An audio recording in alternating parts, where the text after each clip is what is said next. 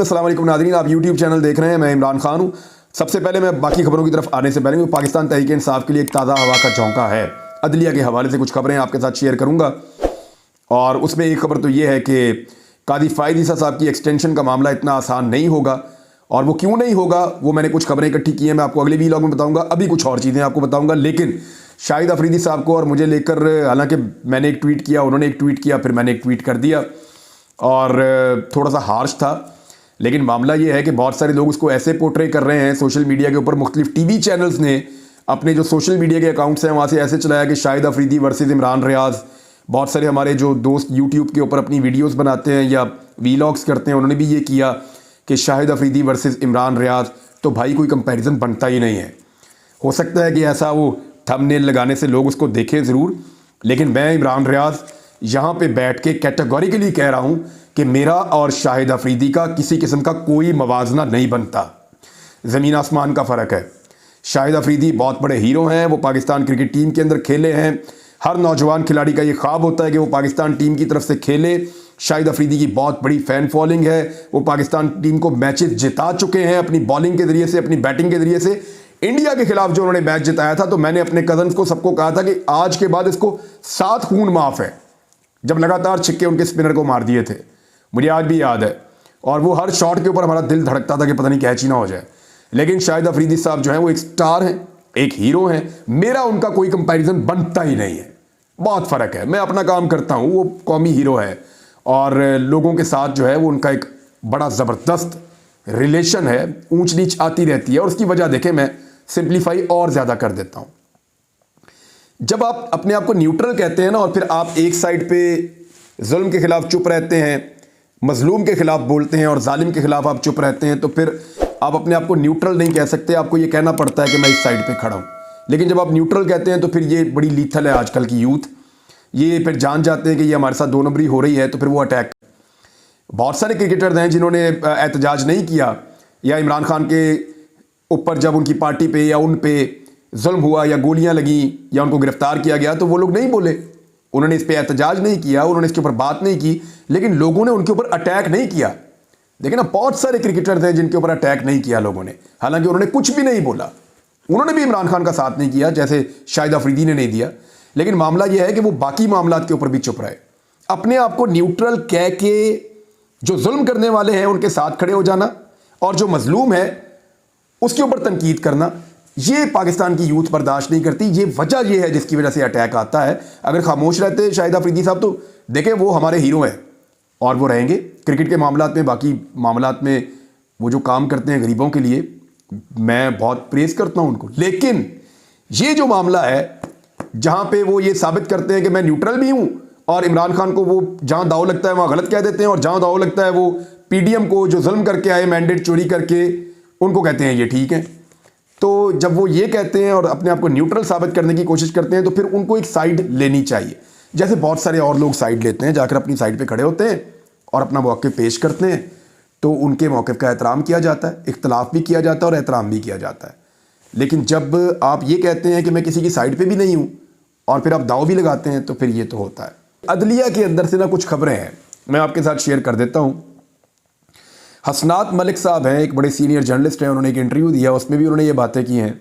मेरी कुछ court reporters से बातें भी हुई हैं, उन्होंने भी बड़ी खुलकर बात की है कि अदलिया में अब ये सोच पैदा होना शुरू हो गई है कि अदलिया को उसकी स्पेस वापस मिलनी चाहिए। और इसमें जज साहिबान के दरमियान ये डिस्कशन भी मुबैना तौर पर हुई है।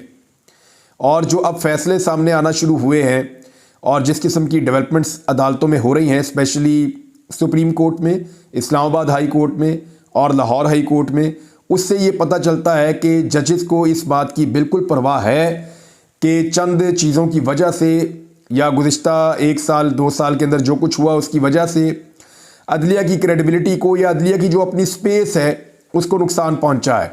तो अदलिया अपनी स्पेस वापस लेने की कोशिश करेगी। हसनात मलिक साहब ने भी ये रिपोर्ट किया, कुछ और जर्नलिस्ट भी ये कह रहे हैं, क्योंकि मैं बराह रास्त अदलिया को कवर नहीं करता, लेकिन मुझे ये इन्फॉर्मेशन कलेक्ट करने में थोड़ी मेहनत करनी कि इस्लामाबाद हाई कोर्ट में ये दावा किया गया कि शायद chief justice Islamabad high court जो मशहूर है इस बारे में कि वो पाकिस्तान तहरीक इंसाफ के ख़िलाफ़ बहुत तेज़ी से फ़ैसले देते हैं, और उन्होंने पाकिस्तान तहरीक इंसाफ के ख़िलाफ़ हर फैसला दिया और तहरीक इंसाफ ने कई मरतबा अदम एतमाद की बातें भी की उनके खिलाफ और उन पर एतराज़ भी उठाया। इसी तरह काजी फ़ाइज़ ईसा साहब के हवाले से भी पाकिस्तान तहरीक इंसाफ के तहफ़्फ़ुज़ात हैं।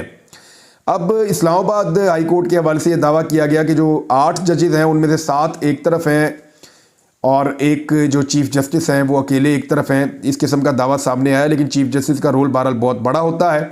आने वाले दिनों में चंद केसेस का उन्होंने हवाला दिया कि फ़ौजी अदालतें जो हैं उस हवाले से केस है, इसमें पता चल जाएगा कि मामला किस तरफ जा रहे हैं। धांधली वाला केस जो है वो लेकर जा रही है अदालत में पाकिस्तान तहरीक इंसाफ।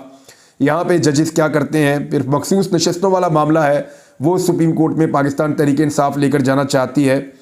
तो ये चीज़ें आने वाले दिनों में बताएंगी। अब मैं कुछ मिसालें आपके सामने रख देता हूँ। मिसाल के तौर पे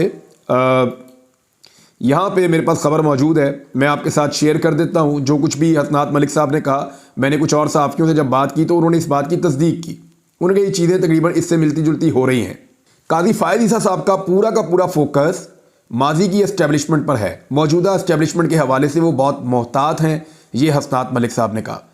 एस्टेब्लिशमेंट की पीटीआई के हवाले से पॉलिसी पर चीफ जस्टिस पाकिस्तान जस्टिस काजी फ़ाइज़ ईसा और chief justice Islamabad high court justice Aamir Farooq को कोई परेशानी नहीं है।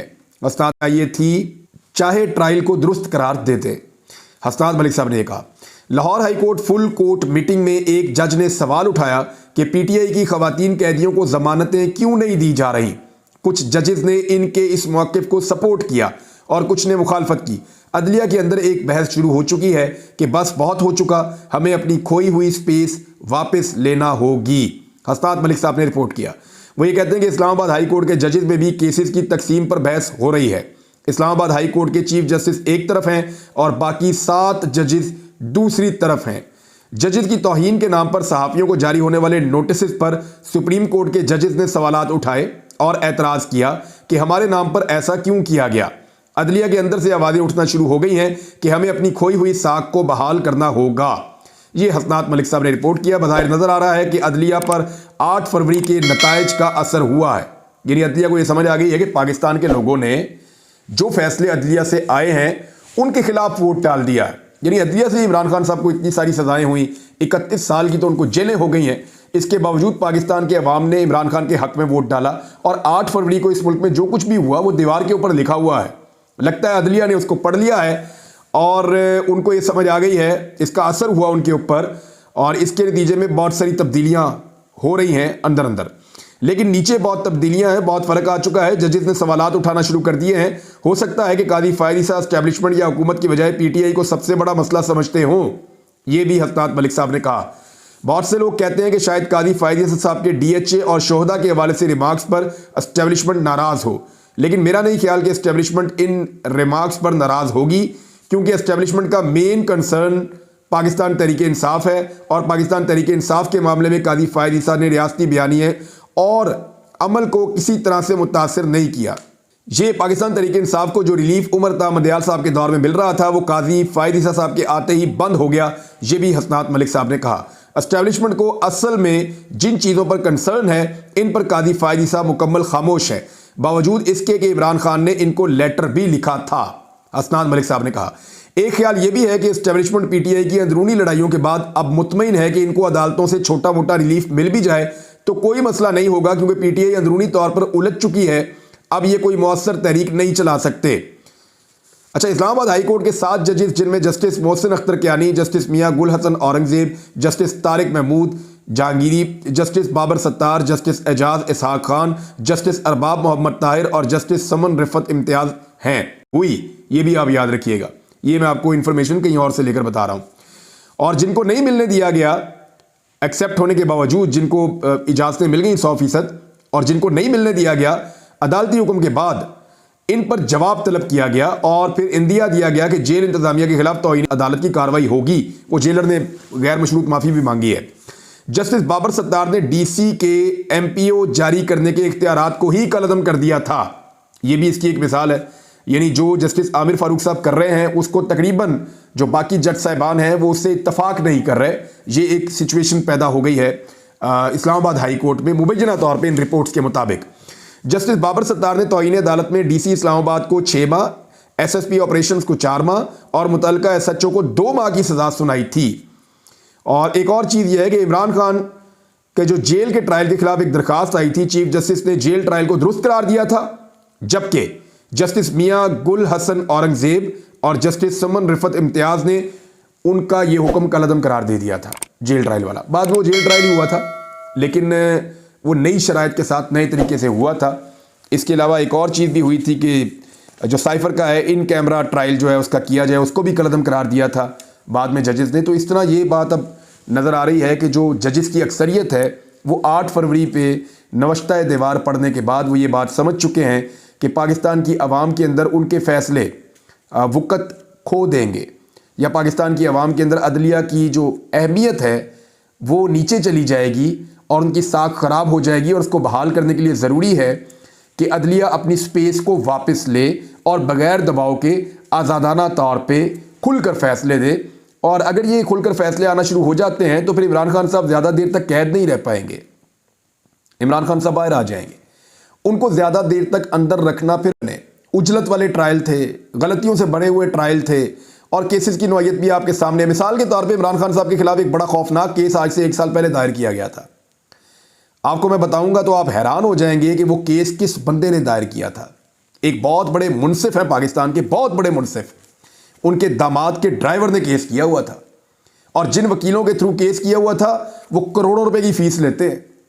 अब आप अंदाज़ा कर लीजिए कि किस तरह से इमरान खान के खिलाफ पूरा का पूरा जो है वो एक सिस्टम काम कर रहा था। तो वो सिस्टम काफ़ी देर तक काम करता रहा, लेकिन ये चीज़ें ज़्यादा देर तक काम करती नहीं हैं। कहीं ना कहीं जाकर इनमें रुकावट पैदा हो जाती है, या अवामी रद्द-ए-अमल के नतीजे में या लोगों की राय आमा के नतीजे में सोच बदलना शुरू हो जाती है। नाज़रीन, एक और बड़ी इंपॉर्टेंट खबर है कि वफाकी काबीना के अंदर जिन लोगों को शामिल किया जा रहा है उस पर नवाज शरीफ साहब खुश नहीं हैं मेरी इत्तला के मुताबिक। देखिए, मियां नवाज शरीफ साहब को 4थी मरतबा वज़ीर आज़म बनाया जाना था। उनकी पार्टी ने उनसे ये वादा किया, सब ने उनको ये ख्वाब दिखाए। मियां नवाज शरीफ साहब इसी ख्वाब को लेकर पाकिस्तान आए। पाकिस्तान एयरपोर्ट के ऊपर जिस तरह उनका इस्तकबाल किया गया, जिस तरीके से उनको पाकिस्तान में फिर लाहौर पहुंचाया गया, फिर जैसे उनका इस्तकबाल हुआ, जैसे हर तरफ से लोग इकट्ठे करके मीनार पाकिस्तान में पहुंचाए गए। लेकिन इसी में पता चल गया कि मियां साहब की मकबूलियत कितनी है। मियां साहब अपनी मकबूलियत साबित नहीं कर पाए और यही एक वजह है कि मियां साहब आज किसी से गिला और शिकवा कर नहीं सकते, क्योंकि जैसे ही वो गिला और शिकवा करते हैं वो मियां साहब का हल्का 130 खुल जाता है और मियां साहब यास्मीन राशिद से अपनी सीट हार कर तारीख में एक ऐसा नाम लिखवा लेते हैं कि 3 मरतबा का वज़ीर आज़म यास्मीन राशिद साहिबा से अपने आबाई हलके से, जहाँ से वो हमेशा इलेक्शन जीतता था, वहाँ से इलेक्शन हार गया है। तो मियां साहब के लिए बहुत अजीब और ऑकवर्ड किस्म की सिचुएशन हो जाएगी। तो मियां नवाज शरीफ साहब के साथ वादे तो वज़ीर आज़म बनाने के थे। इलेक्शन से 2 दिन पहले जो पूरे सफ़े के इश्तिहारात छपे थे उसमें वज़ीर आज़म नवाज शरीफ के जो है वो बहुत बड़े बड़े बैनर लगे हुए थे, बिल्कुल अखबार में ख़बर की तरह की वो छापी गई थी। उस पर बहुत तनकीद भी हुई थी पाकिस्तान के प्रिंट मीडिया के ऊपर। अब मियां नवाज शरीफ साहब जो हैं वो बनना तो उनको वज़ीर आज़म था 4थी मरतबा, लेकिन वो पंजाब हुकूमत के मुशीर बन गए हैं और अब सिर्फ मरीम नवाज़ को मशवरे दे रहे हैं। यानी इतनी नीचे तक मियां साहब पहुंच गए हैं और जो वफाकी काबीना के अंदर बंदे शामिल हो रहे हैं, यहाँ मियां साहब के तहफ़्फ़ुज़ात हैं, लेकिन मियां साहब कर कुछ नहीं सकते। शहबाज शरीफ साहब करना कुछ नहीं चाहते, क्योंकि शहबाज शरीफ साहब को जो भी कहा जाता है वो आंखें बंद करके उसके ऊपर अमल दरामद करते हैं। इस काबीना के अंदर 2 से 3 ऐसे वज़रा शामिल हैं जो शहबाज शरीफ से ज़्यादा ताकतवर हैं। शहबाज शरीफ मुल्क के वज़ीर आज़म हैं, लेकिन उनकी काबीना के अंदर 2 से 3 ऐसे नाम शामिल हैं जो शहबाज शरीफ से ज़्यादा ताकतवर हैं और शहबाज शरीफ से ज़्यादा मुअस्सर हैं। तो नवाज शरीफ तो ऐसी चीज़ कभी कबूल नहीं करते मेरे ख्याल में, और उनकी सियासत का जो इख्तिताम हो रहा है नवाज शरीफ का, वो इंतहाई मायूस कुन है। यानी ऐसा बुरा इख्तिताम किसी की भी सियासत का नहीं होना चाहिए जैसा इख्तिताम नवाज शरीफ साहब की सियासत का हो रहा है। बड़ा अनफॉर्चुनेट है कि 3 दफ़ा का वज़ीर आज़म 4थी मरतबा वज़ीर आज़म बनने आए और वो एक सूबाई हुकूमत का मुशीर बन के रह जाए, ये बहुत अनफॉर्चुनेट है। और दूसरा ये है कि उसका भाई अगर वज़ीर आज़म बन भी गया है तो वो अपनी काबीना को अपनी मर्ज़ी से ना बना पाए, ये भी बहुत बदकिस्मती की बात है। और काबीना के अंदर ऐसे वज़ीर मौजूद हैं जो वज़ीर आज़म से ज़्यादा तगड़े हैं। तो नाज़रीन, अब तक के लिए इतने, अपना ख्याल रखिएगा, अपने इस चैनल का भी। अल्लाह हाफ़िज़।